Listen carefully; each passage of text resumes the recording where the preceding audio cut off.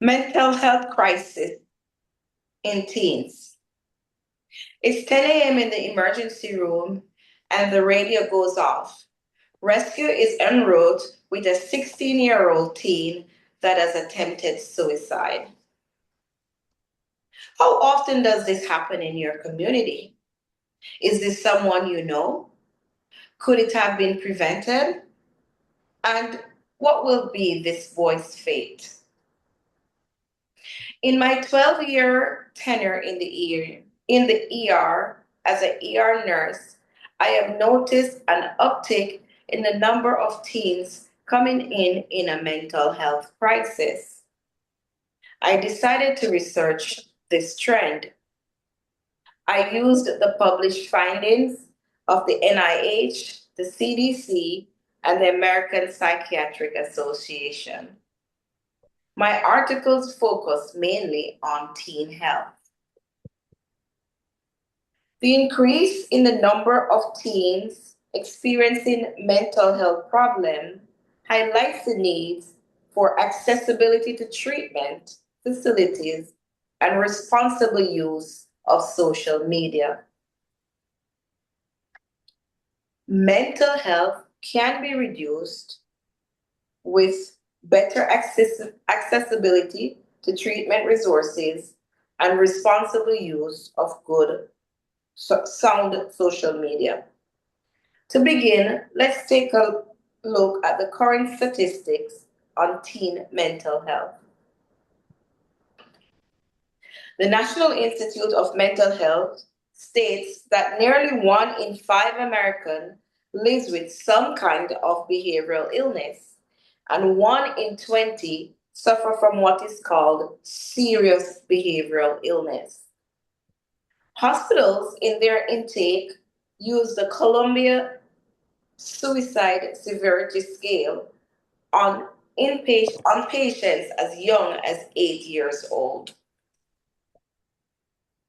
In 2023, the CDC conducted a study and reported that 40% of high school students stopped regular activities because of persistent feelings of sadness or hopelessness.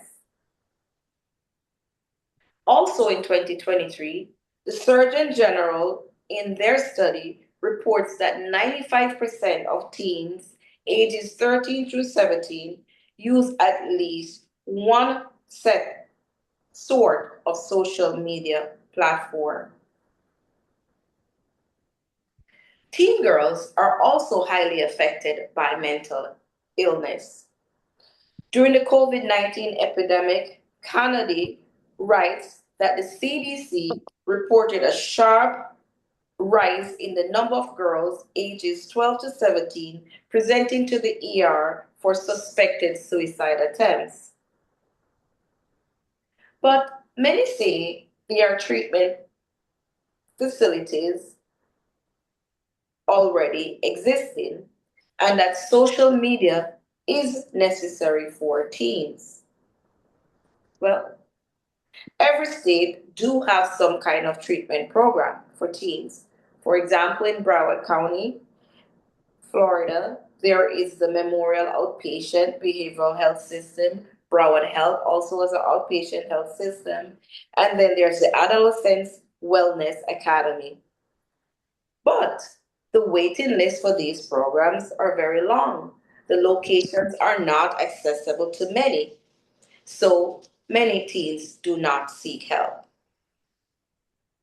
The other culprit mentioned in this worsening teen problem is social media. Social media has been linked to anxiety, depression, poor sleeping habits, and negative feelings about self. But social media can support mental health when it helps young people build supportive relationships and access mental health services. This was reported by Hansen et al. Teens can be helped. We can reduce the number of teens in mental distress. To reduce the number of teens in mental distress, Here are a few suggestions. Increase access to mental health services, responsible use of social media, provide free transport to the mental health facility, and have more influencers and athletes feature good social media usage. How can this be done? Well, healthcare providers can provide a list of mental health resources at yearly visits. Pediatricians should continue to assess teens' mental well-being at each encounter they have with them.